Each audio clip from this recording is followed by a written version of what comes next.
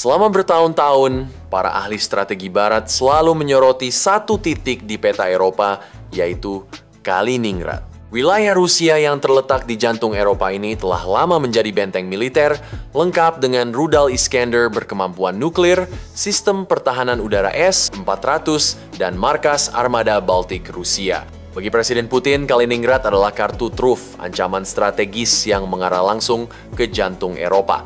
Namun, situasi itu berubah drastis. Jika sebelumnya Kaliningrad adalah belati yang diarahkan ke Eropa, kini belati itu justru mengarah ke Rusia sendiri. NATO, tanpa melepaskan satu peluru pun, telah memainkan senjata paling ampuh dan tak terduga, yaitu birokrasi. Pada Oktober 2025, Polandia dan Lituania memanfaatkan ketentuan dalam hukum Uni Eropa untuk mengambil langkah yang mengubah peta kekuatan. Mereka menggunakan pasal-pasal dalam perjanjian fungsi Uni Eropa dengan alasan adanya ancaman hibrida yang terus-menerus dan pelanggaran hukum internasional oleh Rusia. Meskipun terlihat sebagai kebijakan birokratis, langkah ini adalah tindakan strategis yang berani terhadap Rusia, kekuatan nuklir terbesar di dunia. Dengan keputusan tersebut, seluruh angkutan, jalan raya, dan kereta api yang menghubungkan Rusia daratan dengan Kaliningrad melalui wilayah Polandia dan Lituania dihentikan untuk barang-barang dalam daftar sanksi Uni Eropa. Tanpa deklarasi perang, sirkulasi barang ke dan dari Kaliningrad terputus. Hal ini merupakan skakmat strategis bagi Rusia. Untuk memahami dampaknya, kita harus melihat bagaimana urat nadi Kaliningrad bekerja. Dalam situasi normal, kehidupan ekonomi dan sosial di Kaliningrad sangat bergantung pada dua jalur darat utama. Pertama, koridor Lituania. Ini adalah jalur vital.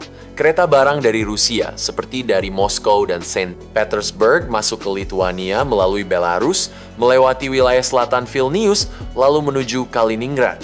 Hampir semua barang berat, seperti peralatan militer, hasil industri, batu bara, dan biji-bijian, diangkut lewat jalur ini. Kedua, koridor Polandia.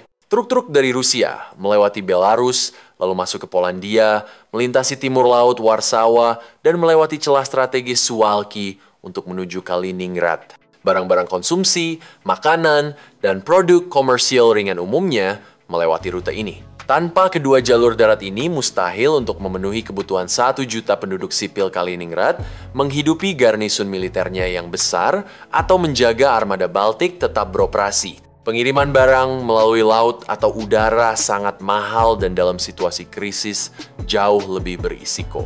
Keberhasilan Ukraina menyerang kapal-kapal Rusia di Laut Hitam dengan drone laut telah membuktikan rapuhnya jalur laut. Singkatnya, Kaliningrad sangat tergantung pada transit darat melalui Polandia dan Lituania, dua anggota NATO dan Uni Eropa untuk bertahan hidup. Tapi kini, ketergantungan geografis itu justru menjadi kelemahan terbesar Rusia. Yang dilakukan Polandia dan Lituania bukanlah blokade militer, melainkan penegakan ketat sanksi Uni Eropa terhadap Rusia, termasuk untuk barang yang hanya transit. Daftar barang yang terkena sanksi ini sangat luas. Secara praktis, wilayah ini kini terisolasi dari Rusia daratan. Pasokan vital terputus, biaya logistik melonjak, dan ketahanan militer maupun ekonomi Kaliningrad sangat terganggu. Dengan satu keputusan birokratis, NATO dan Uni Eropa berhasil mengubah benteng tak tertembus menjadi penjara terbuka tanpa perlu mengangkat senjata. Langkah ini membuktikan bahwa di era modern, kekuatan tidak selalu datang dari senjata, tetapi juga dari kekuatan hukum, diplomasi, dan strategi birokrasi tingkat tinggi. Kini, ratusan jenis produk dilarang masuk ke Kaliningrad. Mulai dari semen, logam, batu bara, produk teknologi tinggi, suku cadang mesin, hingga barang-barang mewah. Daftar larangan ini begitu lengkap sehingga hampir seluruh kebutuhan ekonomi, militer, dan bahkan banyak kebutuhan sipil Kaliningrad terhenti kecuali kebutuhan dasar seperti makanan dan obat-obatan. Namun, yang paling cerdik dari blokade ini bukanlah daftar barangnya, melainkan cara pelaksanaannya. Tidak ada tank atau tentara yang menghadang konvoi Rusia di perbatasan. Tidak ada ancaman kekerasan. Hanya ada petugas bea cukai Polandia dan Lituania yang bekerja dengan tenang, memeriksa dokumen kargo di tablet mereka, mengikuti aturan Uni Eropa secara ketat. Prosesnya sederhana namun sangat efektif. Setiap konvoi kereta atau truk Rusia yang tiba di perbatasan diperiksa manifestnya. Setiap item dibandingkan satu persatu dengan ribuan produk dalam daftar sanksi. Jika terdapat satu gerbong atau kontainer yang membawa barang terlarang, seluruh konvoi akan diputarbalikkan. Tidak ada pengecualian, negosiasi, atau jalan pintas. Ini menjadi mimpi buruk birokrasi bagi Rusia tanpa sasaran militer untuk dibalas dan tanpa aksi agresi nyata yang dapat dikeluhkan. Hanya ada aturan yang diikuti dengan ketat, di mana petugas bea cukai menegaskan bahwa mereka hanya menjalankan tugas. Kekuatan baru kini tampil dengan wajah berbeda. Pasukan yang tidak menyerang dengan senjata, melainkan menekan dengan dokumen, peraturan, dan keteguhan administrasi.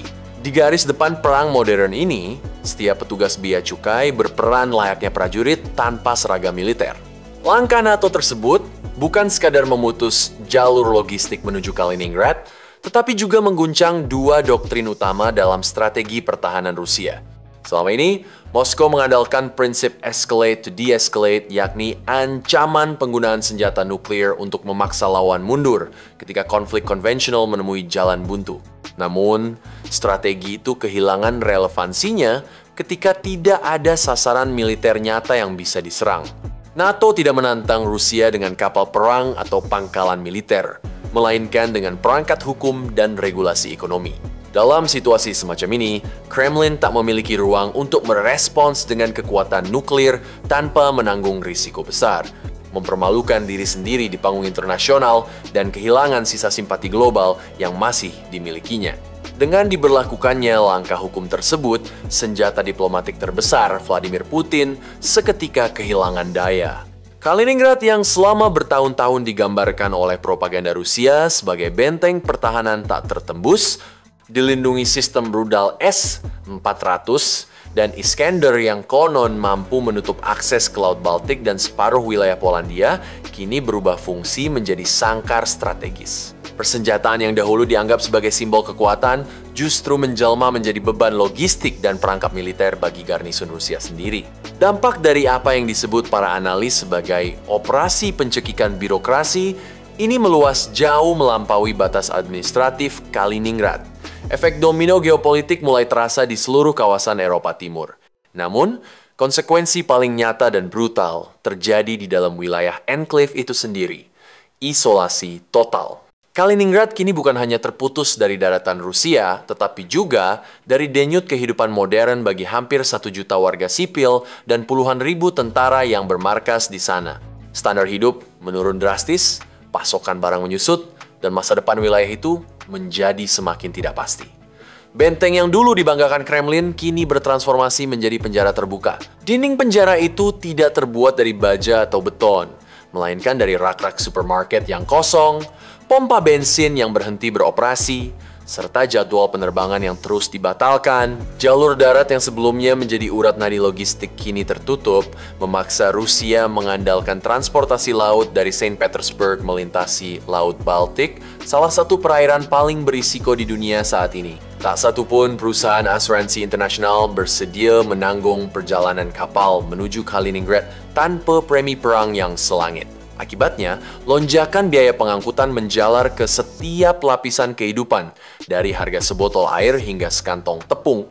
Lebih dari itu, kapal kargo sipil yang bergerak lambat di Laut Baltik kini menjadi sasaran empuk dalam peperangan modern. Keamanan, logistik, dan ekonomi Kaliningrad kini dikekang tidak oleh kekuatan militer, tapi oleh kekuatan hukum dan aturan internasional. Seperti yang telah dibuktikan Ukraina di Laut Hitam, kapal-kapal logistik kini menjadi sasaran empuk bagi drone laut kamikaze dan rudal anti kapal yang dapat dikerahkan dari pantai Polandia maupun Swedia. Setiap upaya armada Baltik Rusia untuk mengawal kapal-kapal ini bukan hanya mahal, tetapi juga mempertaruhkan keselamatan kapal perangnya sendiri.